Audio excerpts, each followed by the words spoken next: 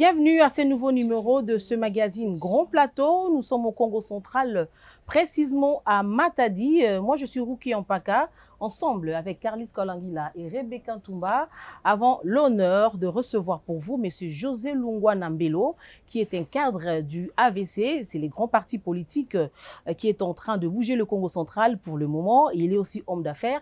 Il a été aussi autrefois conseiller pour le compte du gouverneur Jacques Mbadou Sitou, paix à son âme. M. José Lungwana, bonjour. Bonjour, madame.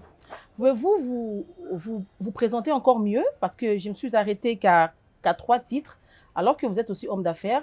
Parlez un peu nous de vous. Moi, je suis M. José Lungwana, je suis sénateur honoraire.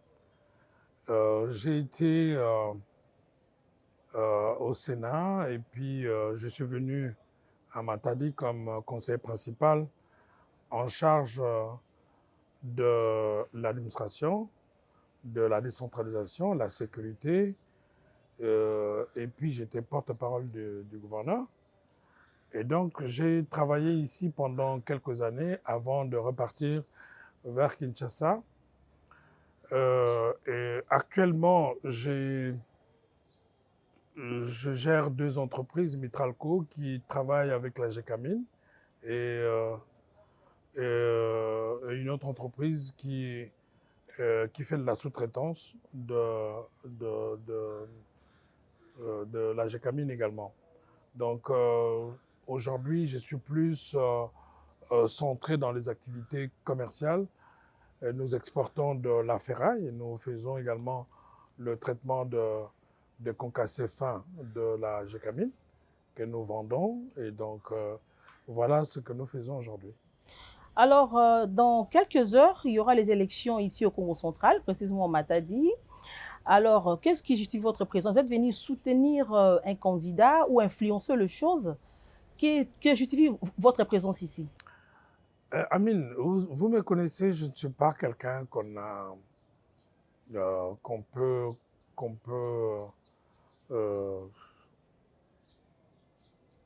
influencer facilement. Certes, je suis un militant de l'AVC, je suis cadre de l'AVC, donc j'ai l'obligation de venir soutenir mon candidat.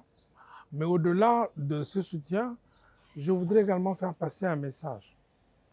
Que ce message soit compris par tous et que nous ne puissions pas seulement regarder nos clivages sur le plan politique parce que cela ne rapporte rien à notre province. Même si demain, celui que je ne soutiens pas amène le développement, je pourrais dire que mieux vaut que même si ça vient de mon adversaire, si c'est quelqu'un qui n'est pas de notre obédience, mais si c'est lui qui apporte la solution, j'aimerais bien. Le problème dans notre province, c'est que c'est depuis de très longues années que nous recherchons le développement. Nous parlons, tout le monde parle. Mais je crois également que je suis revenu plusieurs fois parce que c'est l'objet de mes études à l'université. J'ai fait le développement. Et je n'avais jamais vu un cas qui a permis le développement quand on voit ce qui se passe dans notre province. En fait, en réalité, on s'éloigne davantage. Même si je soutiens notre candidat, s'il ne respecte pas le principe qui conduit un pays de la pauvreté à la prospérité, le résultat restera le même. Le résultat restera le même, Monsieur José Lungwana. À ce jour, quelle lecture faites-vous de la situation du Congo central dans l'ensemble? Vous avez été conseiller du feu gouverneur Jacques Mbadou, paix à son âme. Est-ce que depuis ces temps-là, ou depuis qu'il y a eu succession des gouverneurs, qu'est-ce que vous observez? Est-ce qu'il y a des avancées significatives? Est-ce que nous reculons? Je pense que, madame, c'est une très bonne question que vous posez.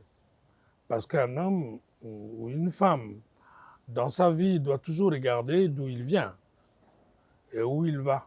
Est-ce que dans son parcours, il a semé des arbres pour que demain, le fruit puisse le nourrir? Nous n'avons pas investi pendant toutes ces années.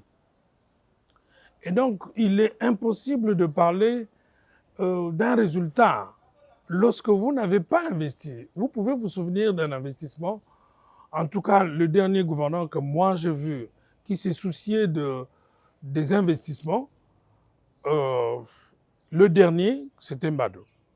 Mais il y en a eu quelques-uns qui se sont battus pour investir. Mbachi, par exemple. Le gouverneur Mbachi a été celui qui, en tout cas, n'a pas oublié un territoire. Il a travaillé partout. Il a donné quand même, il a mis un dynamisme dans ce qu'il faisait. Le seul problème que nous n'avons pas, c'est que nous n'avons pas un plan. Ok, nous n'avons pas planifié nos objectifs, nous ne savons pas où nous voulons aller. Mais est-ce que selon vous, jusque-là, il n'y a pas eu d'avancée ou bien c'est du recul? Nous avons gravement reculé. Pourquoi?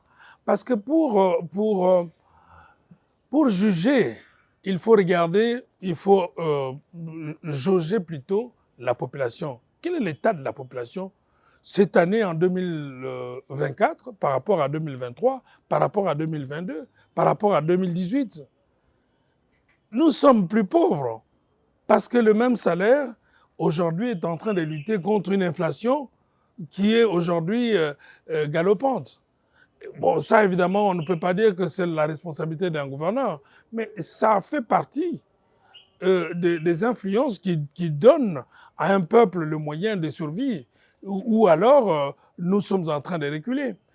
Aujourd'hui, quand on parle du Congo central, il n'y a pas eu d'investissement réel de la province. Est-ce que vous avez même, ne serait-ce qu'un champ d'un hectare, il n'y en a pas eu. On a dépensé de l'argent pour des histoires qui n'ont aucun intérêt. Et c'est ce qui fait que nous sommes pauvres. Vous n'avez pas investi, mais vous voulez quand même un jour qu'on dise que vous avez bien travaillé. Or, aujourd'hui, quand vous regardez, prenons d'abord dans la sécurité. Ok, à l'époque où nous étions, nous avions à peu près 1200 Kuluna. Aujourd'hui, c'est 4 fois plus sur l'ensemble de la province. Parce que tous ces jeunes-là que vous voyez, ils sont listés. Mais n'oubliez pas que par rapport à l'insécurité dont vous faites allusion, nous sommes plus proches de Kinshasa. Et à chaque fois qu'il y a un problème de Kuluna là-bas, la fuite c'est au Congo central, c'est un des problèmes qui est toujours décrié ici chez nous. Madame, il ne faut pas... Cité des refuges. Mais il ne faut pas prendre Kinshasa comme un autre pays. Ça reste, ce que nous disons, reste pour notre pays. Le Congo central est voisin de la ville de Kinshasa. Mais il n'est pas non plus impossible qu'un Kuluna parte du Congo central vers Kinshasa. Certainement, ça existe. Mais je vous parle de réalité. La population est dans l'insécurité. Y a-t-il eu de moyens pour freiner cet élan d'insécurité? Non. Mais je vous parle sur le plan économique. Est-ce que nous avons créé des emplois? Et les enfants qui vont terminer cette année, auront-ils la possibilité d'avoir un emploi? Est-ce que nous avons incité le privé à créer des activités économiques? Nous n'en avons pas fait. Donc aujourd'hui, il est tout à fait normal, si nous faisons l'évaluation de la situation, nous avons reculé. Parce que si nous avons reculé, si nous avons avancé, on aurait eu plus de qualité de vie. Mais aujourd'hui, quand vous regardez, dans quel domaine ça fonctionne? Vous pouvez m'en citer un? Infrastructure. Non, nous sommes reculés dans tous les domaines, d'après vous. Domaines.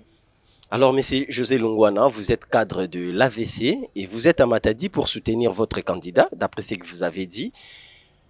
Et votre candidat, je pense qu'il s'appelle Grace Bilolo, n'est-ce pas? Parce qu'il est membre de votre famille politique. Alors, pensez-vous vraiment que votre candidat sera à la hauteur de relever les défis du développement, comme vous l'avez dit, ou il sera à la hauteur de relever les défis de la crise que le Congo central a connue durant un certain temps?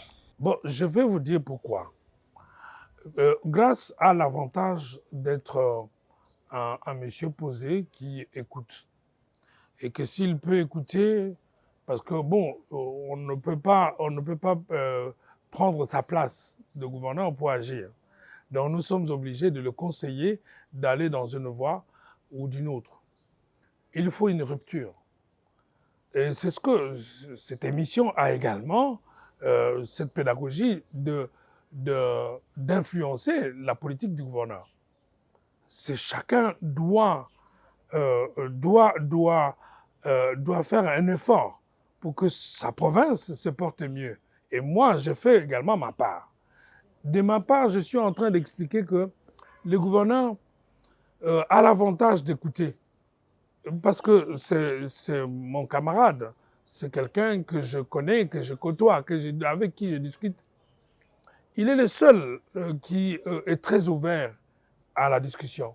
Et moi, j'ai discuté longuement avec lui sur les questions qui peuvent permettre à cette province de se libérer.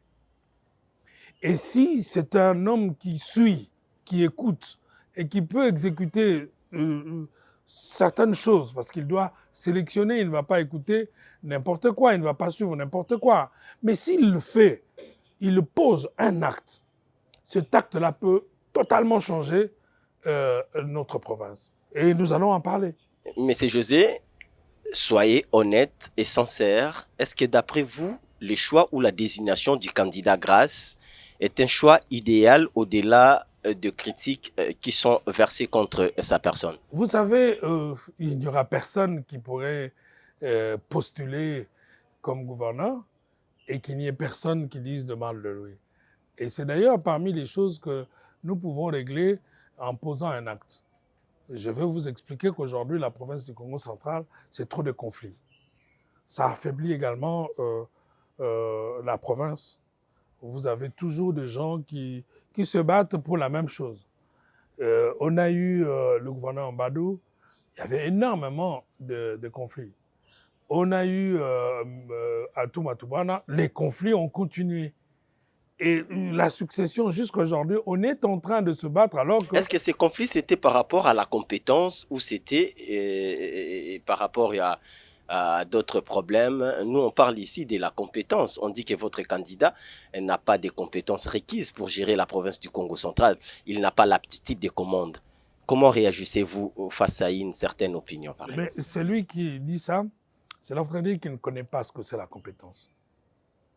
La compétence ne se juge pas de cette façon-là. Parce que Bilolo était un vice-gouverneur, donc il n'avait pas le pouvoir. Il était un adjoint, c'est le gouverneur qui gère.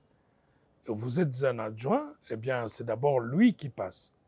Mais si aujourd'hui, vous voulez juger quelqu'un, on juge quelqu'un par ses actes. OK? Eh bien, aujourd'hui, nous sommes dans une compétition. Dans une compétition, vous pouvez dire que moi, je ne suis pas compétent et vous alors. Vous pouvez prouver votre compétence si vous n'avez pas encore travaillé. De tous les candidats, il n'y a qu'un seul qui vient de sortir comme gouverneur. OK, je ne voudrais pas aujourd'hui les titiller, mais est-ce qu'il peut dire aujourd'hui que nous vivons mieux? Si oui, alors nous allons le reconduire. Mais si nous sommes en train de voir énormément de candidats, cela voudrait dire que le travail n'a pas été bien fait.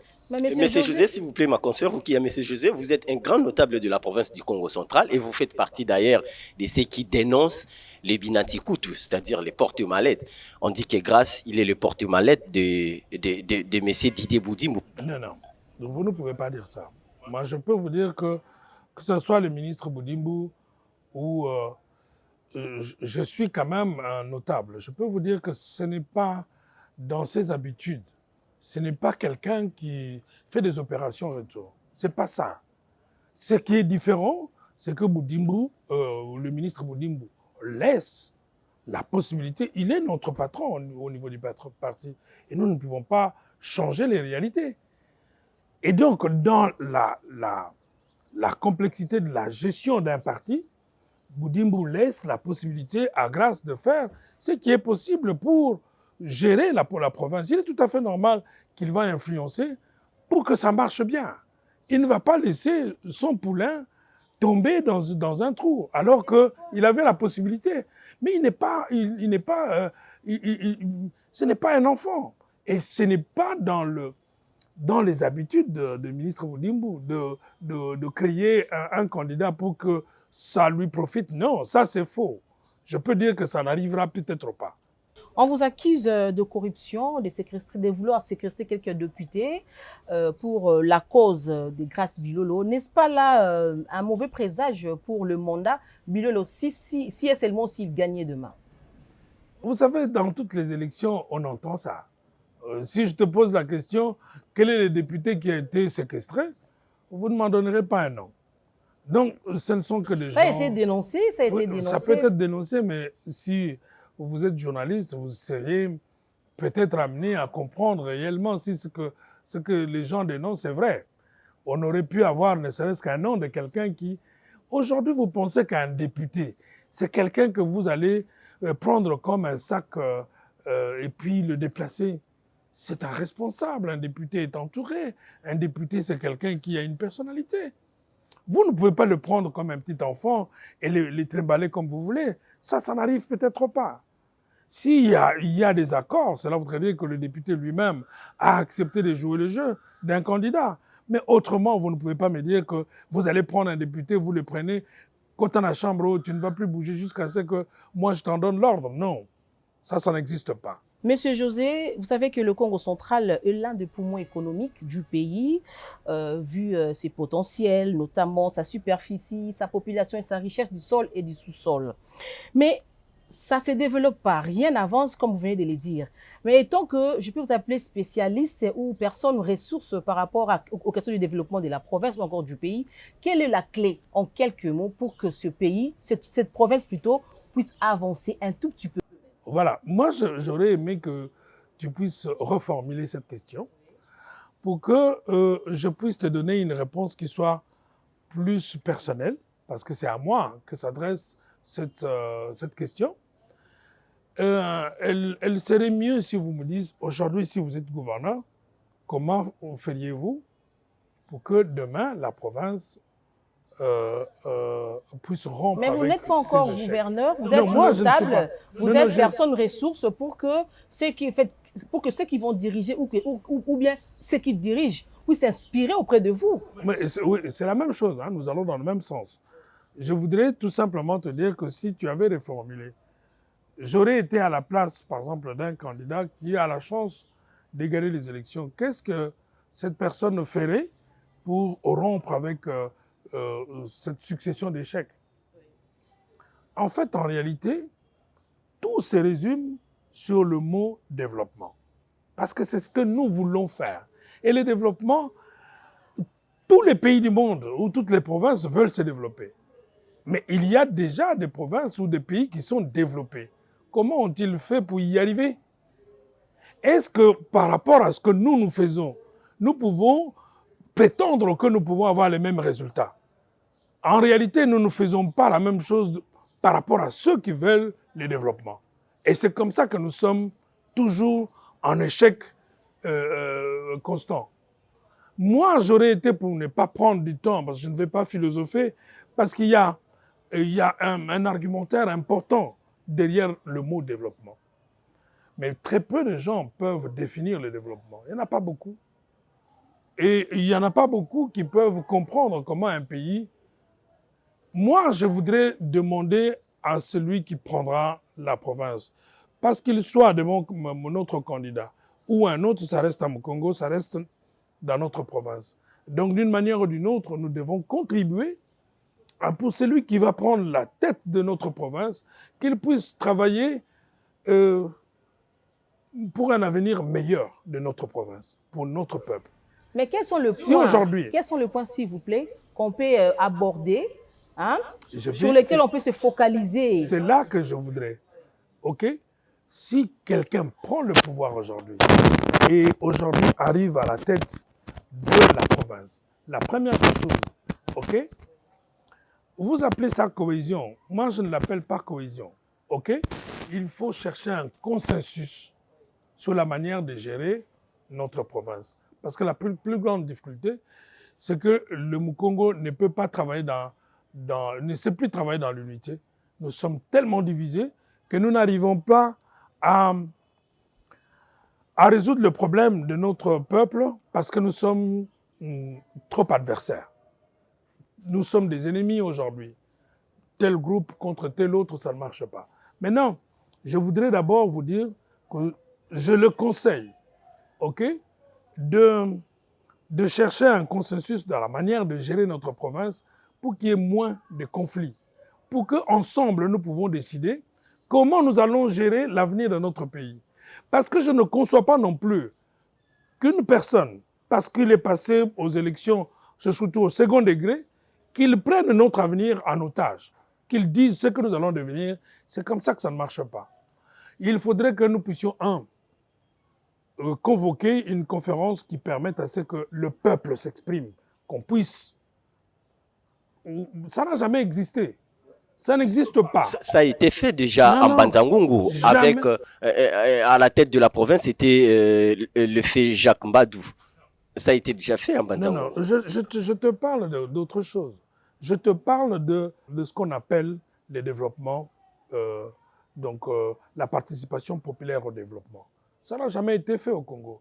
Et je peux te dire qu'en Afrique, il n'y a pas encore un pays qui a réussi à le faire. Alors que c'est un préalable pour se développer. Il faudrait mettre le peuple en mouvement. Il n'y a que le peuple qui développe un pays. Or, aujourd'hui, il y a un clivage entre, d'un côté, les gens qui gèrent le pays, et de l'autre côté, vous avez la population. C'est comme ça que vous avez même, quelquefois, l'impression que le peuple freine les développements, parce que le peuple n'est pas impliqué. C'est comme ça que j'étais en train de vous dire. Pour impliquer ce peuple, vous devez le consulter. Vous devez l'impliquer dans le processus qui conduit le peuple, le pays, de la pauvreté vers la prospérité. C'est à ce moment-là, si aujourd'hui, par exemple, le peuple dit « je ne vais plus jeter les bouteilles en plastique », du jour au lendemain, la ville est propre. C'est pas ça. Cela voudrait dire que si vous essayez par la population, ça marche à tout le coup. Et en plus de ça, même si le projet est mauvais, tant que le peuple adhère, le projet sera bon. Donc, jusqu'aujourd'hui, nous ne l'avons peut-être pas compris. Et c'est comme ça que moi, je propose que celui qui viendrait, décide de consulter le peuple par la participation populaire au développement. Et les stratégies sont connues. On peut le faire. Aujourd'hui, on peut, dans chaque secteur, dans chaque territoire, on peut avoir un travail fait directement par la population. Un travail qui pourrait permettre un état de lieu général du territoire par chaque secteur.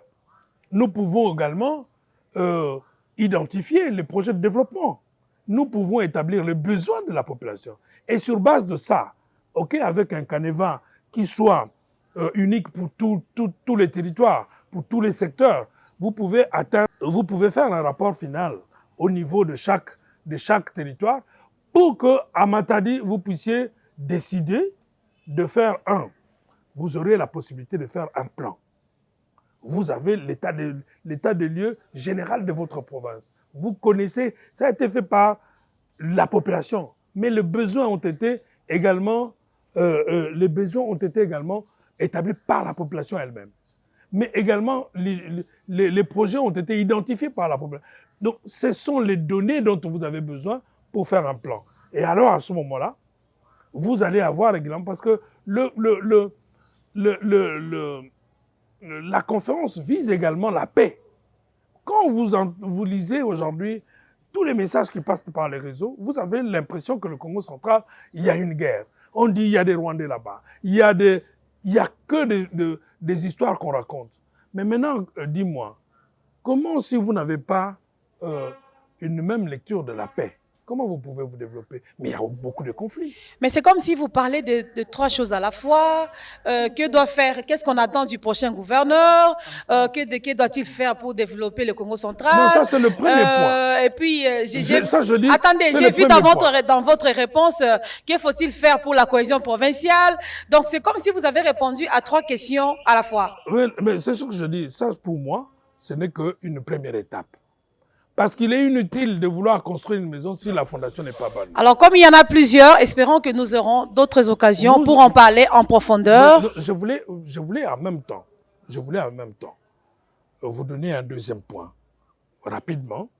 En fait, aujourd'hui, qu'est-ce qui freine notre développement? Parce qu'il n'y a pas d'argent. Ou que lorsque vous avez de l'argent, vous le dépensez détourné, non rationnelle, diront, pour ne pas utiliser des mauvais mots. si demain nous pouvons utiliser rationnellement le moyen que nous avons en investissant.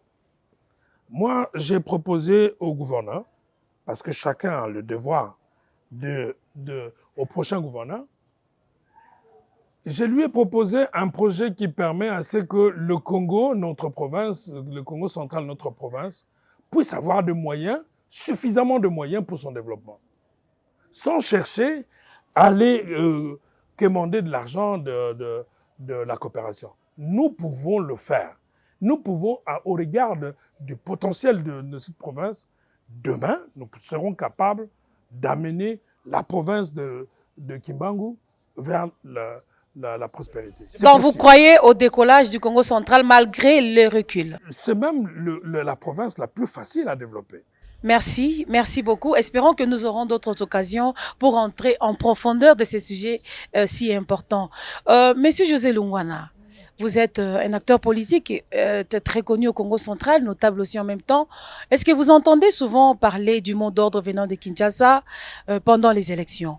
Ça arrive souvent. Ça dérange beaucoup. Comment réagissez-vous?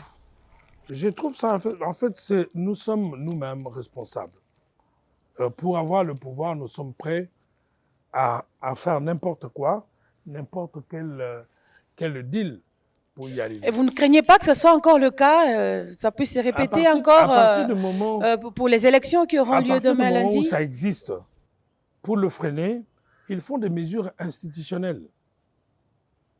Si vous ne réagissez pas aujourd'hui, c'est parce que le mal, quand les gens connaissent le moyen le plus facile ou malhonnête pour atteindre le pouvoir, ils vont toujours l'utiliser. Donc vous aussi, vous n'aimez pas ces phénomènes-là, mot d'ordre? C'est un mauvais ce phénomène. Nous avons vu les ravages que ça a fait. Aujourd'hui, moi, je peux vous dire que j'ai servi un gouverneur qui était capable de dire non à un ministre. J'ai vu le Premier ministre appeler le gouverneur. Je peux vous parler de ça. Le Premier ministre qui appelle le gouverneur pour lui dire qu'il y a un bateau de ciment. Et le ministre de l'économie à l'époque demande à ce que nous puissions exonérer par les taxes provinciales ce bateau-là. Le gouverneur a dit non au Premier ministre, que je ne le ferai pas. Parce que c'est mauvais pour notre pays. Pourquoi? Parce qu'il avait la liberté. Il ne dépendait de personne.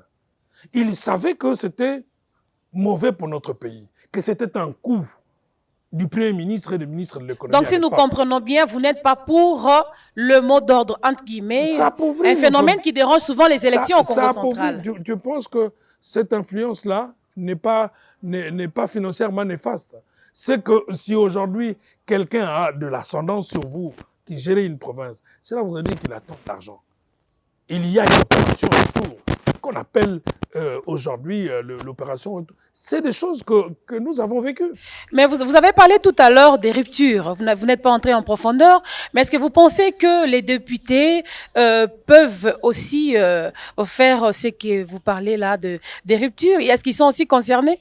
Parce que vous parlez des gouvernants quand vous avez parlé des ruptures. Mais est-ce que les députés aussi doivent faire une rupture avec si vous devez parler, ce comportement ou ces phénomènes? Si vous devez parler de rupture, ce n'est pas le gouverneur... Rupture avec le mot d'ordre venant de Kinshasa. Ce n'est pas d'abord le gouverneur qui est... C'est d'abord les députés. Ce sont d'abord les députés qui sont concernés. Parce qu'ils ont plus de pouvoir que les députés et pas que les gouverneurs. Le gouverneur est élu par les députés. Donc si celui qui vous donne le pouvoir est déjà corrompu, le reste, vous comprenez ce qui va arriver. Aujourd'hui, notre province souffre de beaucoup de maux qui sont malheureusement injectés par le fait que les candidatures sont parachutées et on décide à la place du député. À la fin, si vous avez déjà donné de l'argent à un député, cela voudrait dire que le député n'a plus rien à dire. Vous avez acheté son silence. Et c'est ce qui se passe aujourd'hui. Imaginez-vous que depuis que Jacques Mbadou est parti, tous les gouvernements qui se sont succédés ne se battent que pour la construction d'un stade qui n'est jamais terminé. Vous vous imaginez ça? aujourd'hui, le Congo central, avec toute l'intelligence... Puisque vous parlez du stade, nous profitons en tout cas de ce plateau pour vous dire, avec un langage là un peu de la rue, Bofongola Motema, puisque tu as fait partie du cabinet du gouverneur Jacques Mbadou, qui avait commencé avec la réhabilitation du stade. Est-ce qu'on peut vous dire, on peut vous demander, Bofongola Motema, comme ça, stade ici là, depuis Botikango chantier Tilelo, malgré la succession des 4 gouverneurs pendant le mandat qui s'achève, mais stade déjà inachevé. Bisson à niveau diplomatique. Peut-être les gens ne disent pas la vérité. Et Jacques Mbadou, avant sa mort, avait trouvé le moyen de terminer le stade. Mais où sont passés ces moyens? Parce que nous avions tout acheté. Baki, Tiblo, Gonyo, surtout, Tapi, Eza. Mais vous allez encore demander plus d'argent à l'Assemblée provinciale pour terminer le stade.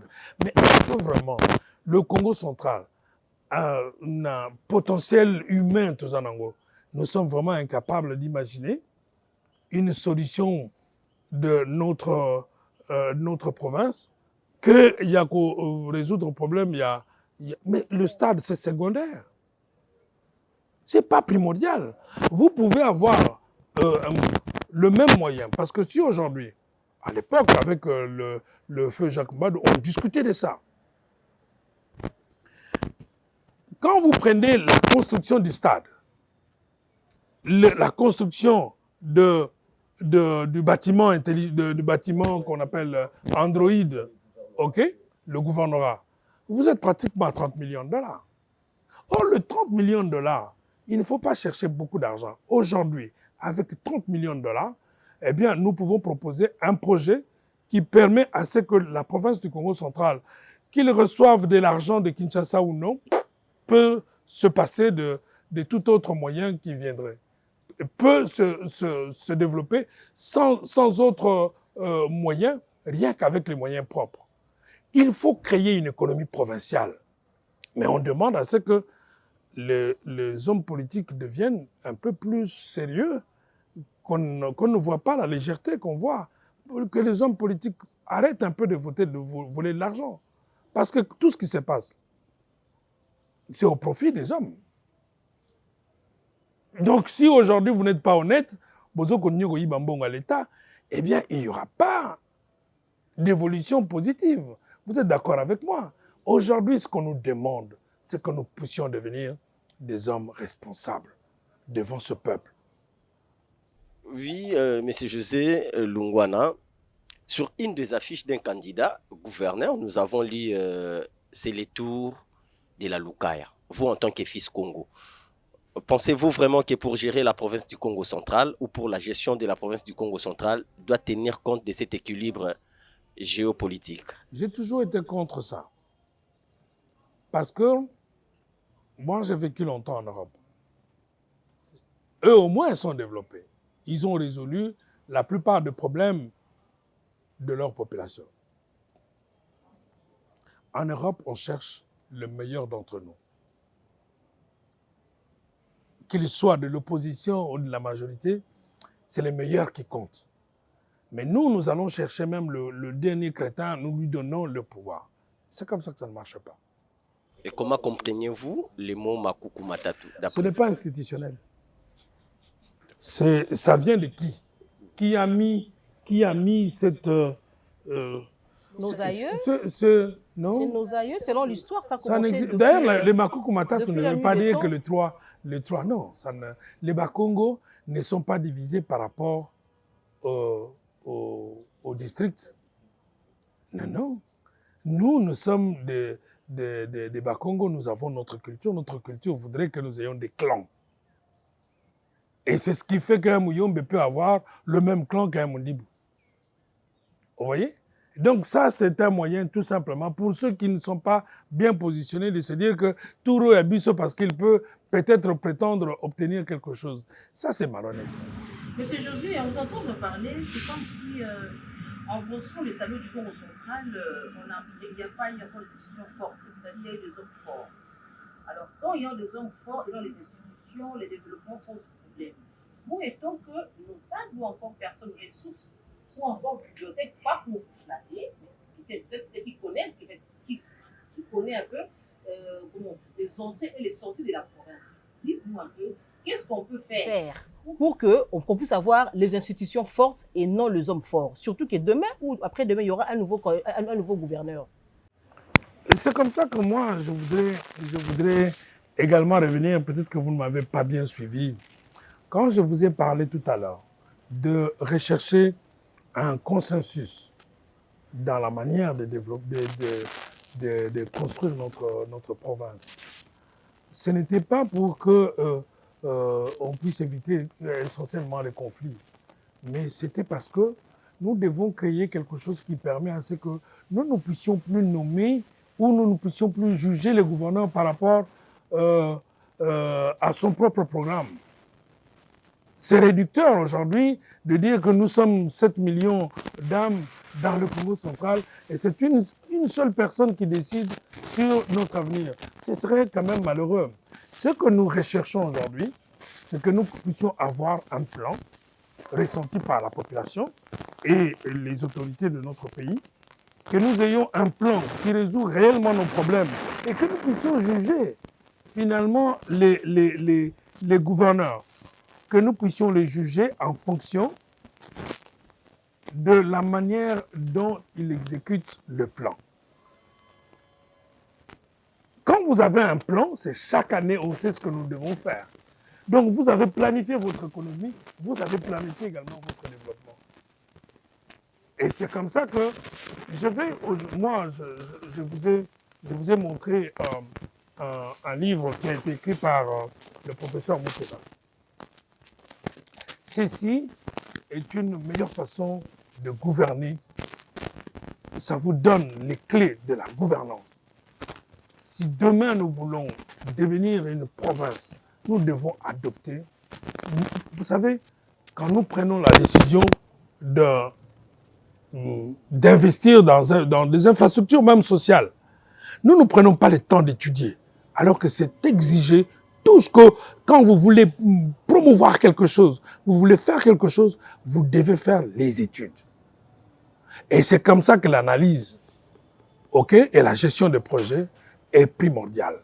Et je suis en train de... Parce que c'est mon ancien professeur. Moi, c'est un cours que j'ai suivi. D'ailleurs, c'est les études que moi j'ai suivies. Et c'est quoi les contenus? Mais vous l'avez là. Voilà.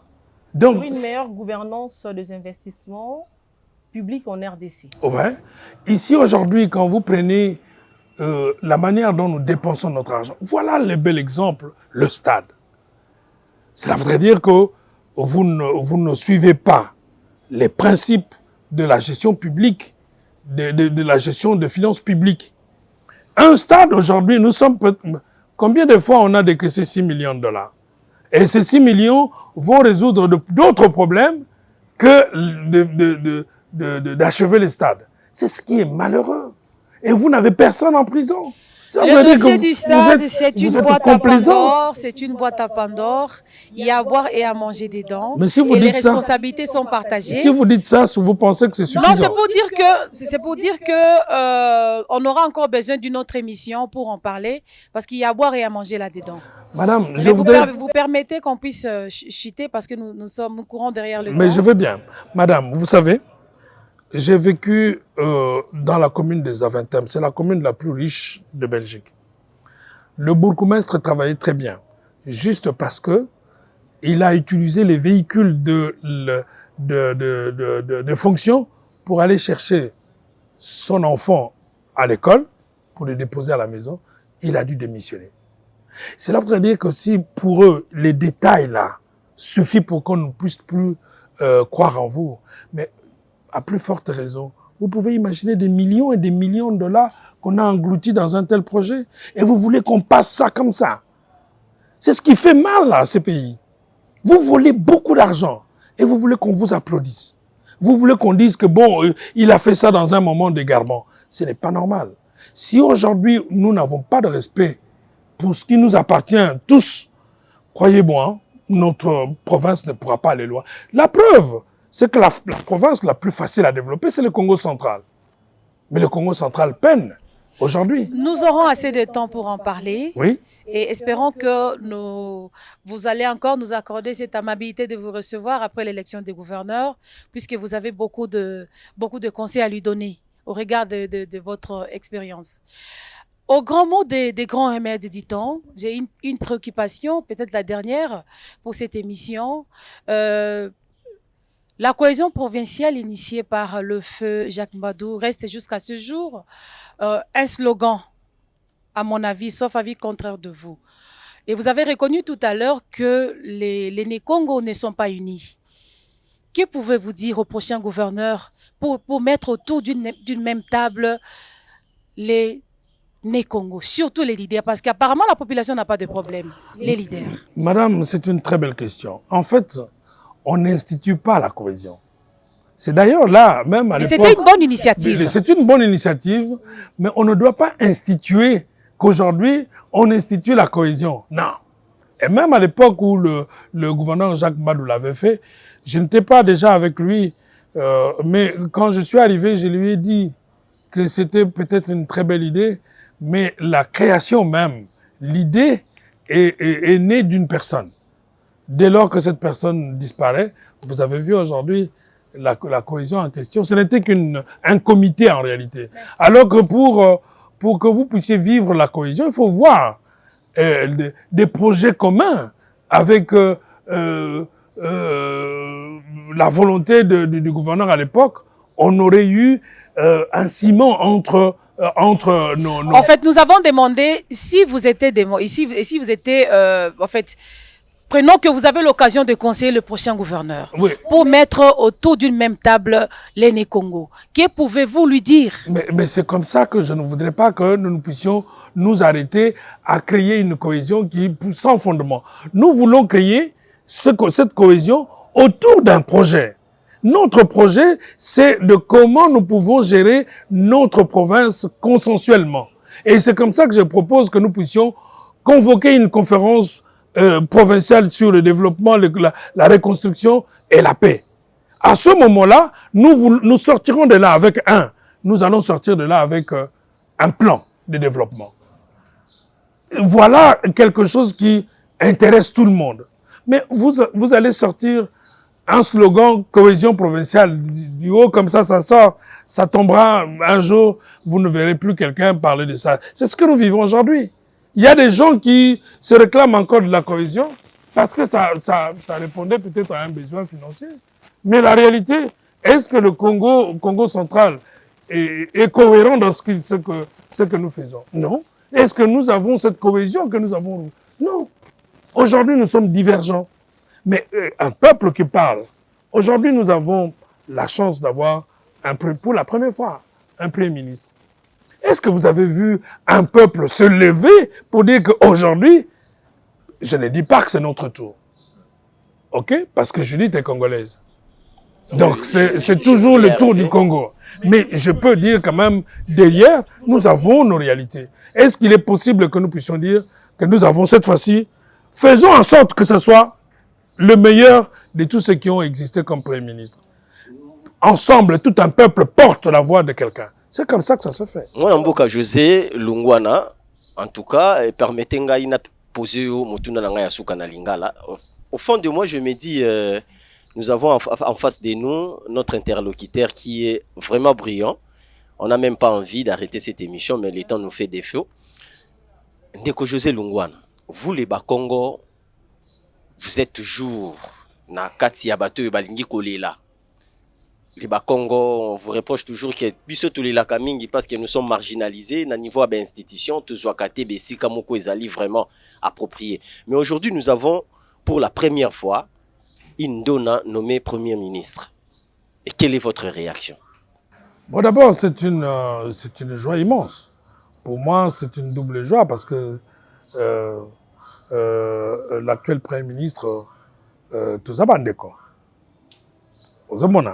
je suis content, elle est de chez moi. Et nous sommes de la même famille. Et aujourd'hui, elle est Mukongo.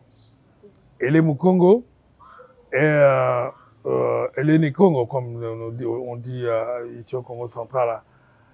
C'est une joie immense. parce qu'on a choisi l'une de nos filles pour gérer l'ensemble du pays. Vous devez savoir que le Premier ministre a de gros pouvoirs concurrentiels au président de la République. Donc si vous prenez aujourd'hui sur le plan de la gestion, c'est elle qui gère le Congo. C'est elle qui va gérer le Congo. Et cette nomination, nous au Congo central, nous n'avons pas bien réagi jusque-là. Nous n'avons pas encore montré que on vient de nous honorer. Parce que, regardez quand ça s'est fait dans d'autres provinces. Les gens prouvent réellement qu'ils vont supporter le leur. Nous, nous sommes encore très timides. Nous disons merci, mais en réalité, on se cache pour le dire. Mais aujourd'hui, je peux vous dire, le président de la République, il est kassaïen. Est-ce que le kassaïen s'en cache pour dire qu'ils sont heureux? Non. Et donc, ce n'est pas mauvais. Ndeko José, on nous signale que nous sommes arrivés à la fin de cette émission. Il y a eu des réactions après cette nomination. Comme on dit toujours que l'actualité évolue, nous aussi nous évoluons. Maman Judith a commis Premier ministre. Mais Baloumi, non. Pourquoi seulement il faut prendre un Congo diaspora ou d'où il faut trouver seulement mon Congo à la base naturelle dans la province? Et comment réagissez-vous? D'abord, premièrement, ce qui m'a c'est que peut-être à frustré, a dû réponse. Mais d'une manière ou d'une autre, on ne sera pas avoir deux premiers ministres dans Mboka. Pour moi, c'est ton mobile. Ça, si ça reste que c'est une Congolaise ou c'est un Congolais, et ça, moi, dans Mboka, pas biso. Mais ce que Baponi, Azala ou Tina Poto, aller en Europe, cela ne veut pas. Yé, même qui est comme ma pauvre parent, n'est pas dans la kuna. Ozombo donc, Azali, Moutouté, a décidé que de Yemoko, aïe, à ce qu'on fait en Congo. Mais, n'a pas tout ça, là, te belé à valeur. De l'élo, sur le vito, l'on la bango, bison n'aime te souffrir, nango. Donc, l'élo, baponi, moutou, oh, baponi, eh bien, to yambaye, et to salisaye, to sal en sorte que tout ça simanaye, pour te réussir. Autrement, to banako, tu n'auras toujours. Mais il y a à côté, papa de nani, bamsous, babe, à sa congolaise, bamsous, babe, à sa moulouba.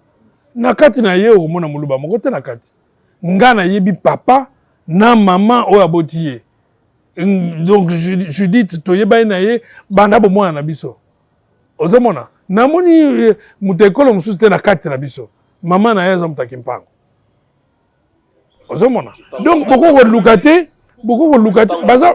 baza bandibu réellement donc baza foncièrement bandibu et nakati na bango ko jwa makila mususu te kaya bandibo eza na kati ozomona donc biso mabe na biso même Kasavubu quand il est devenu président de la République bato balobaki kaza japonais bamususu baza coréen bamususu baza chinois mais mutu nyonso tout même ntango Mobutu azwaki pouvoir on a dit que Mobutu était un centrafricain bamususu soudanais même ntango Joseph azwaki pouvoir awa qui n'a pas dit qu'il était rwandais ozomonango ezalaka nango kaka ndenge wana soko tu musala wana kolanda kutu te bato bakolobaka ozala soki ekolo yo kende sala musala salango proprement. La seule chose que je lui demande c'est que tout le monde a premier ministre belé baleka tout ça la possibilité à juger bango.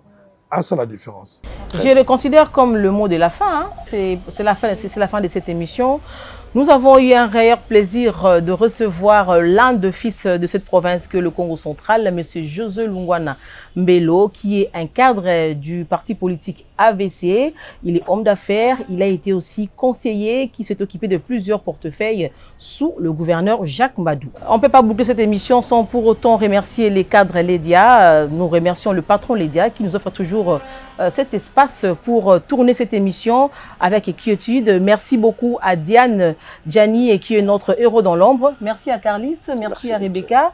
Merci à vous chers téléspectateurs. On se retrouve très prochainement. Au revoir.